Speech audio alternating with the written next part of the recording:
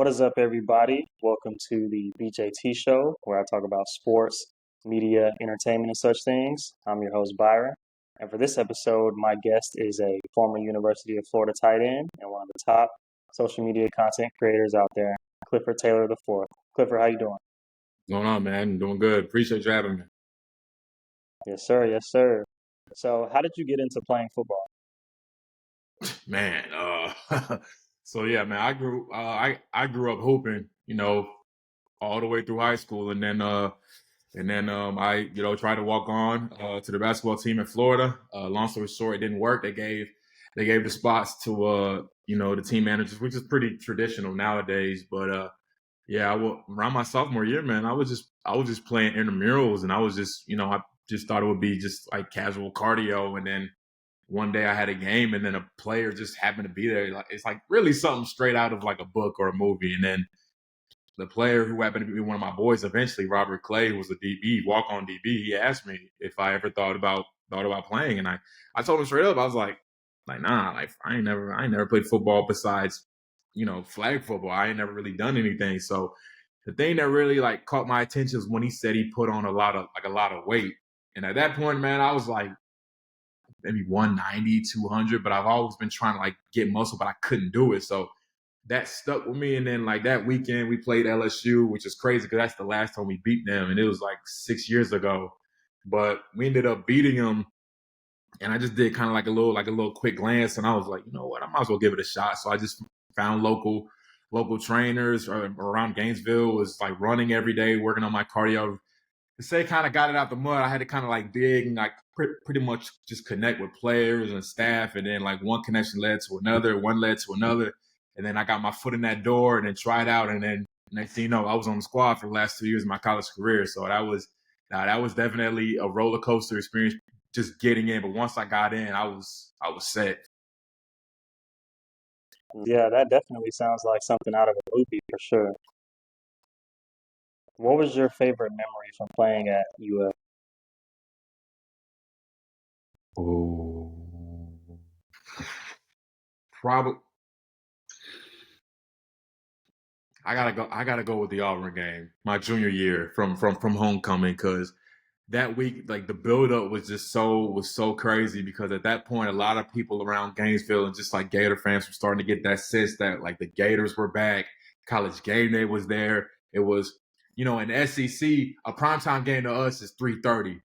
So it was a prime game for us. We played Auburn, ended up beating them, and just the atmosphere on campus that whole week, even like leading up to Saturday, it was just like something I've never seen even up to now. Like, I go to pretty much every home game whenever I can now, but to this day, nothing in my mind, nothing will ever compare to that weekend.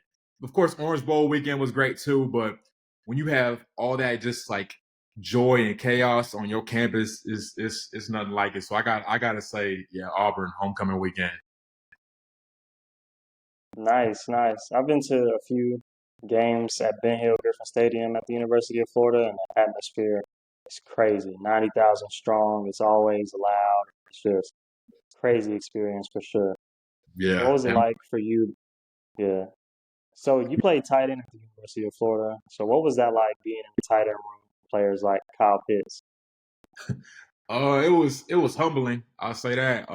Like when I first got there, I I didn't know a bit of the playbook. I didn't know anything. I didn't understand anything. Like everything to me looked like Morse code. So the conditioning and the agility and all that was fine. Like I was pretty much used to that from basketball. But once I started learning the plays, man, it was just kind of like, all right, this isn't all just like peaches and roses. So it took me like a good maybe week or two to finally figure everything out. But once I figured everything out, it was like, okay, football's a lot more fun when you know what's going on. Because when you don't know what's going on, it's just kind of like why am I out here? Like, this might just be a big misunderstanding, a big mistake. But like once I understood that playbook, it was easy. And the thing about it was like my tight end coach, my junior year, Coach Scott, he one thing I liked about him is that he made us look beyond what the tight end was running.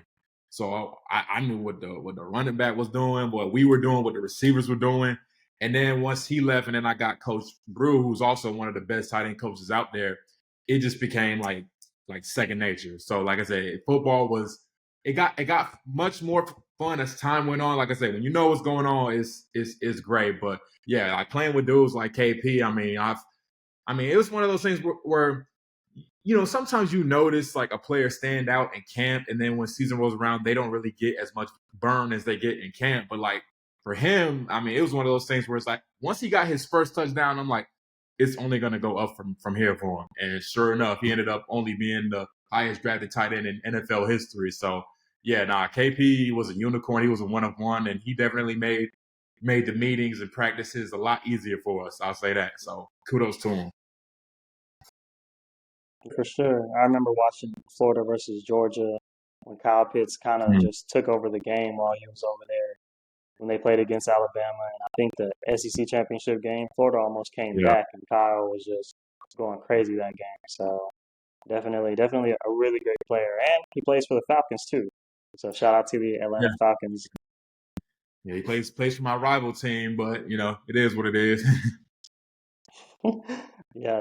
So I know, a lot of people have been, college football players and walk-ons and such things. What was your experience like as a walk-on? Because I know the experience for a walk-on versus a scholarship player who was recruited right out the gate and all that kind of stuff is different. So can you talk a little bit about that?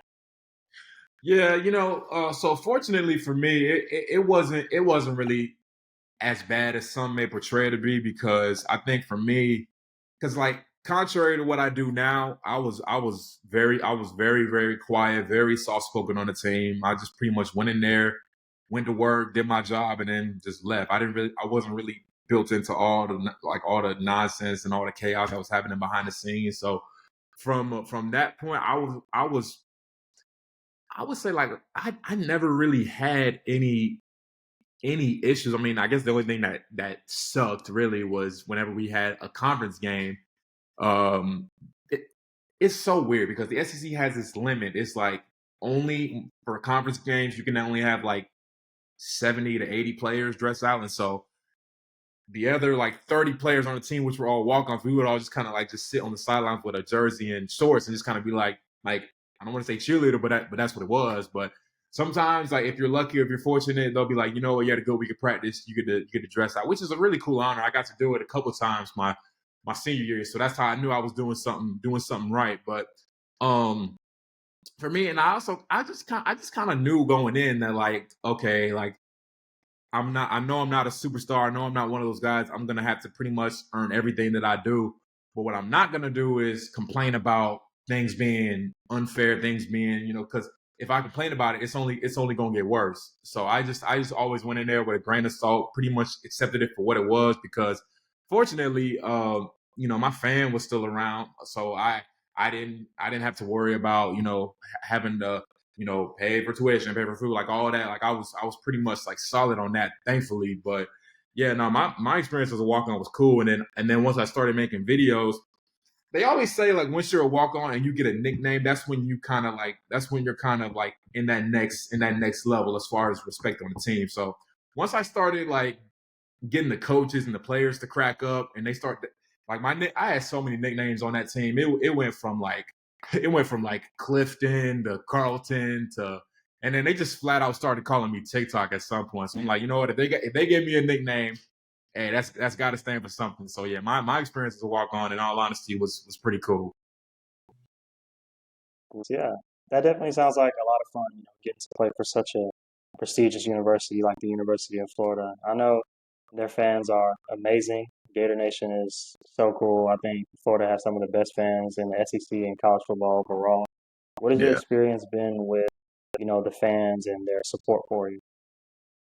man, it's you wanna know what's crazy? It's wild. It's to this day, like every time I go to a game now, I'd say at least a smooth like 15, 20 people ask for like either for me to sign something or ask for a picture, which is wild to me because you know you when you're a walk on and your time is up, you pretty much blend back in with everybody else.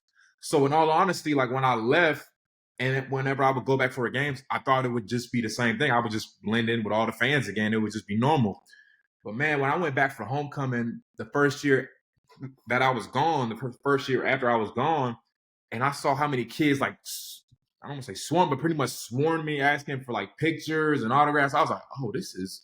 I'm like, it's a real humbling feeling, especially coming from Gator fans, because like I remember being a Gator fan when I was a kid, asking players for autographs, players for pictures, and being in that position. It's a little different, but being in that position now, it's dope, man, because a wild story. So at the Miami game this year, so I was tailgating with some former players, players that were on the national championship teams, mind you. And this kid, he's like, can I get a picture with you? And so he was looking at me, and then so I'm thinking like, yo, like Major Wright, Braden Spikes, Mom Black, all these champions are here, and you want one with me? And even his mom was like, you don't want one with those guys too? He's like, no, I just want one with him. And I was like, wow. Like that's something else. So to still get that love, and I've been gone for like 3 years now, but to still get that love and get that reaction, it's real heartwarming. It's humbling, and it just kind of puts a different perspective on the things that I do. So that's why like nowadays I try to like be careful how I say things, how I move now, because it's like, yeah, like now that I know these kids are watching, it's just like, yeah, I genuinely appreciate it. It's one of those things where sometimes I go home and I'm like, this is crazy. This is crazy because like I just remember being like them, like just asking for pictures, and now they asking me for it. It's a dope feeling. I can't lie to you. It's really cool. What do you think the state of the University of Florida athletic program, especially with football, is in right now? Well, me being a Mullen guy, obviously I would love to still see Mullen there. They just announced Billy's sticking around, which, contrary to most Gator fans, I think it might end up working in our favor, especially because that means we at least get DJ back. Because my thing is, it's like if they get rid of Billy, DJ might be out of there. So that's why I'm kind of like looking at it from that perspective. Obviously, the last few years have been not Florida football in by any stretch of the imagination. Not what we're used to at all. We're used to competing for championships, national championships, SEC championships. But like I said, the last few years it's been quite humbling. not any other way to describe it. It's been mad humbling, and at times it's been frustrating. But nowadays I'm at that point in my life where even when I watch games, like I might be upset in the moment, but it's like once the game's over, ain't nothing you can really do about it. That's one thing. I get that gene from my dad. Like once it's over, it's like, all right, I move on with my life. A lot of people, they just like they hold on to it, and they just like, I can't go to work anymore. I can't do this no more. I'm like, really, dude? Like, come on, like, come on. You got it. Life goes on. So obviously, I want it to be better. I think it will be better, but it's definitely in a tough spot right now because our schedule the rest of the year is wild. It's like Texas, LSU, Ole Miss. We should be Florida State, but yeah, no, I'll just say it this way: it could definitely be a lot better right now, for sure. Yeah, I get that. I get that. A lot of fans haven't necessarily been happy with what's been going on, with them losing, so many games and stuff like that. But I think I have seen some bright spots with the football team, especially with how they played against Georgia. I think they really fought Yeah, hard yeah, and they didn't quit. So I really appreciated that from them. yeah, definitely, man. Yeah, definitely. Because like I said, I was stunned, man. It was even that close. Because I went in, everybody was like, what the score gonna be? And I was like, I don't even want to tell you. I don't even want to say it out loud because I might get in trouble. But they fought, man, and they played their tails off, man. Like I still think to this day, I still think if DJ didn't get hurt, I think we would have beat them. I genuinely think we would have beat them, but we'll never know. We'll never know. Just another what if in Florida football. So, like I was saying earlier in the episode, you're one of the top social media content creators out there. You have over 1 million TikTok followers. What has your experience been like, with that whole transition into doing social media? Yeah, it's one of those things where, believe it or not, I'm still trying to figure it out because once my college career was over, I didn't think I was like, okay, my TikTok days are done. I'm finished. Like it was a great run. I'll ride it off into the sunset. But then once I started having agencies reach out to me and they had like certain deals already on the table for me, I was like, oh, this could actually be something. And so that's when I really started taking it more seriously.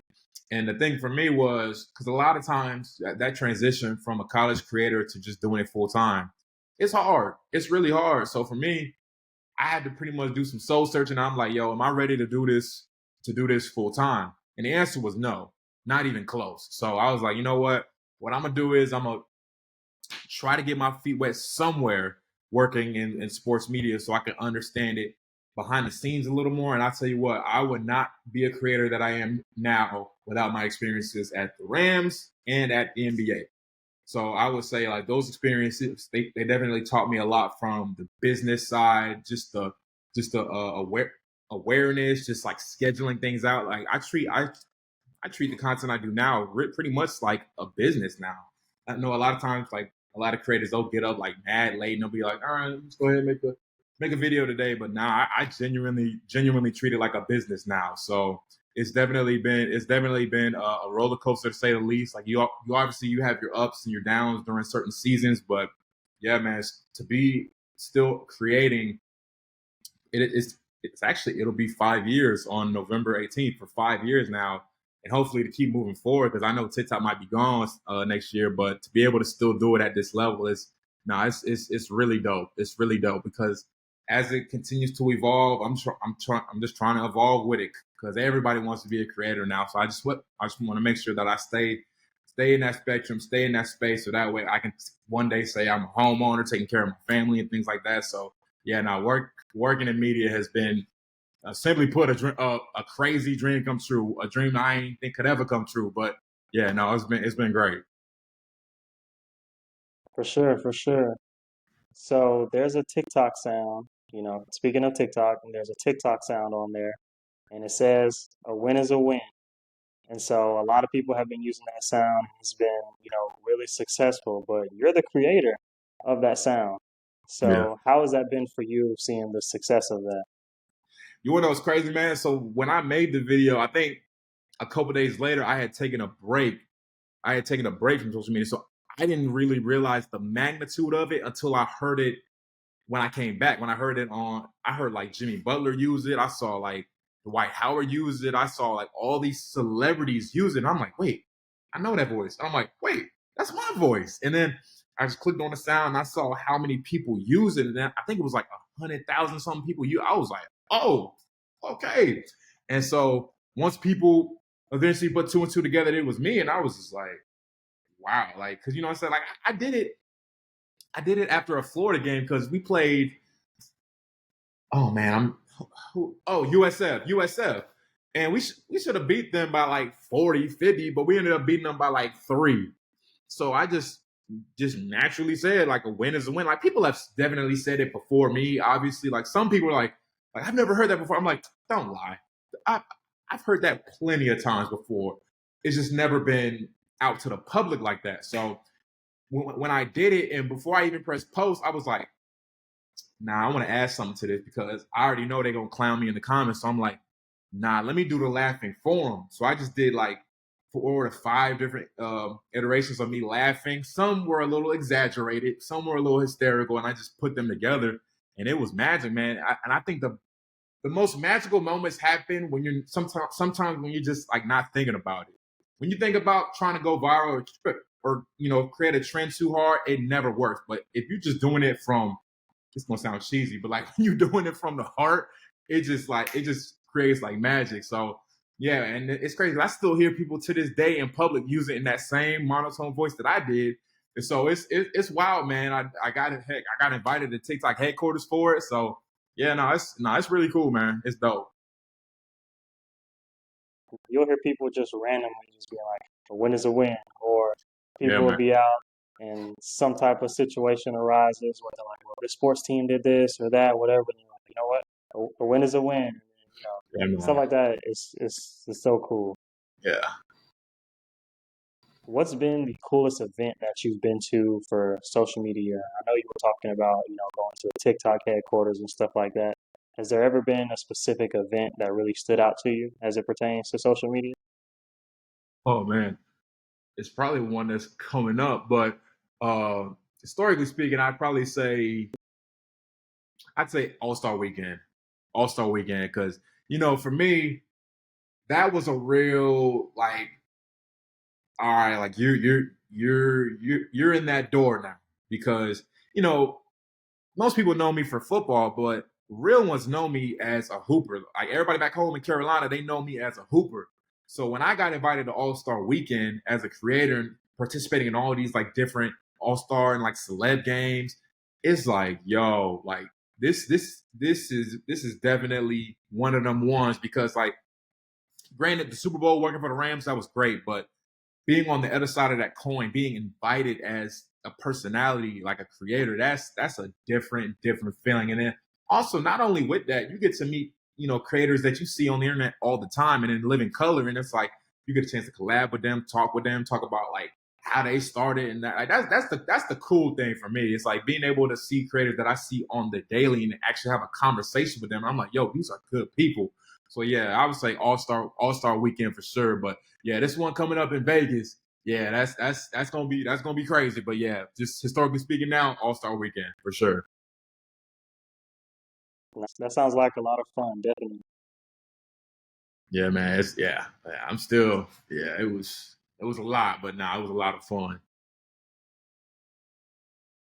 How have you been able to stay humble with all of your social media success? I think well, a few things. Just one, that's just how I was raised. Me, my mom, she used to hate whenever I would like, cause when we're kids, man, we get a touchdown or we score a bucket. Our first instinct is to celebrate. And so my mom, I used to always see my mom's expression just like change anytime I like celebrated. So I would always ask her, I'm like, yo, like mom, like why do you get so mad when I celebrate like a bucket or like or I guess like a touchdown when we play family football. She was like, let me ask you something. He's like, do you have to do it? And I'm like, nah, but it's just like it's just fun to do. And it's just like, I never forget like one thing she always said. She was just like, whenever you play sports, whenever you do things, like follow your heart, follow your heart. If it's not in you, don't do it. Keep your head down, 10 toes down, and for me, it's just one of those things because I've always learned and just really seeing it through the lens of like my teammates and just like other creators. A lot of times, like creators, they tend to just lose themselves in a sense. And sometimes like they have all these different characters that they portray and then they eventually become that character in real time. And I've seen it happen a whole bunch of times. But the thing for me is like I never want to get to that point because like I said, this stuff we do, man, it's a blessing. And the thing is, it could all be gone in a blink of an eye. And I've seen it happen to some of my favorite creators. It could all be gone in a heartbeat. So my thing is like I always take everything I do with a grain of salt. And anytime I create something, whether it blows up or it doesn't, I'm just thankful to be in this position and in this space to say that I do it for a living because not a lot of people can get to say that. So that's why another thing too was like whenever I work with partners and things like that, like I'm always on it. They ask for a revision, I don't trip, I don't tweak. It's like all right, because at the end of the day, we're working together and we trying to put the best stuff out there. So I just always try to remind myself like this could all be gone if I lose myself or if I just feel like I'm bigger than the space itself. So I just think that it's important for me to kind of keep my head down and that's the thing and always keep your circle relatively small because if your circle get too big they gonna try to burn it to the ground. So I just always take that with a grain of salt. But yeah, no, that's one thing about it. Like my mom is a big instrument as far as that goes. But yeah, no, it's definitely like I said, this life we live in, man, it's a blessing, and I don't ever wanna lose that.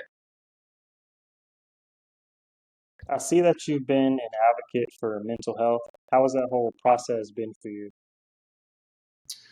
I mean, for me, I to say I don't even want to say it's a process. It's just like it's just for me, it's pretty organic.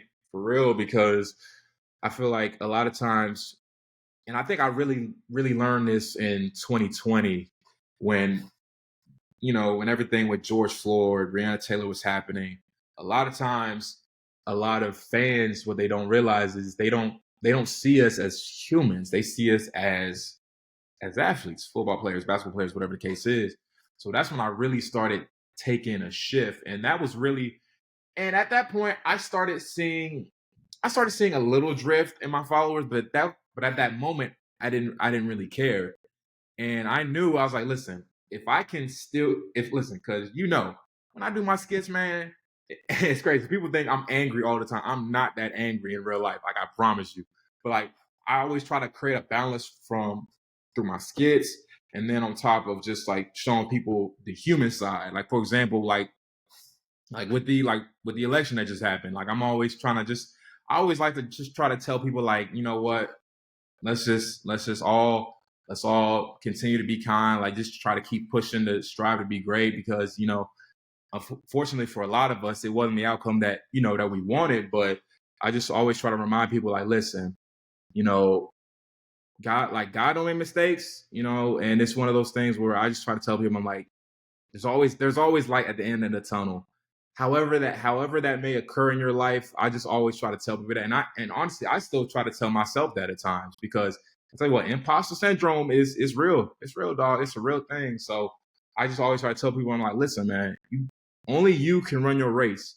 And therapy, man, I tell you what, man, therapy too many times in my life has saved it many times. So I'm always telling people, like, listen, if you ever want to reach out, because that's the thing, I respond to my DMs quite a bit. So it's like, listen, if you ever just want to if you ever need a listening ear, you ever need someone to listen to what's going on, like, I'm here. Like, I ain't no certified therapist, but like I'll listen, and I'll tell you what I think, what I feel about your situation. I'll try to, like, that's one thing about it. Like, I'm always rooting for not only my friends, my family, but also my followers too. Because like I said, this life stuff ain't easy, man. Especially like post grad, like this life stuff ain't easy. So I always just try to be. I just try to view myself as like an open altar for those that are going through things, and that's, for me, that's never gonna change. No matter how much I continue to evolve with my content, that mental health stuff is never going away. Yeah, mental health is so important, especially in sports, but really, really just overall, going to therapy and having healthy outlets to, dealing with certain mental health struggles is definitely good to have, like working out, therapy, drawing, writing, stuff like that. So mental health is definitely important. For sure, for sure.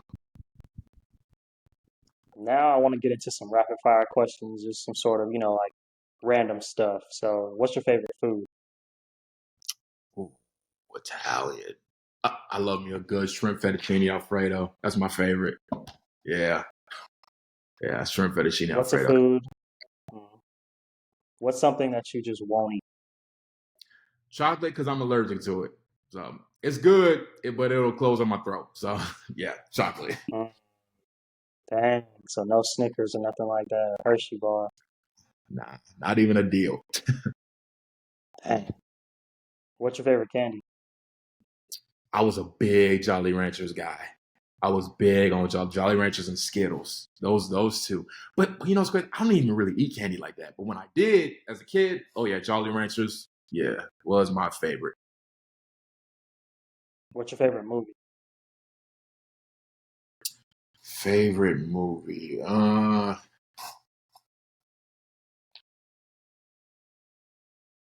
Dang, because I don't really watch a lot. I tell you, probably Straight Outta Compton. I love that movie. But what's gonna be my favorite movie is when this Michael Jackson biopic drops next year. It just got delayed too. I'm so sick about that. But yeah, when that Michael Jackson biopic drops next year, yeah, that's gonna be my favorite movie. I'm already knowing. Favorite city that you've been to? Favorite city. Okay.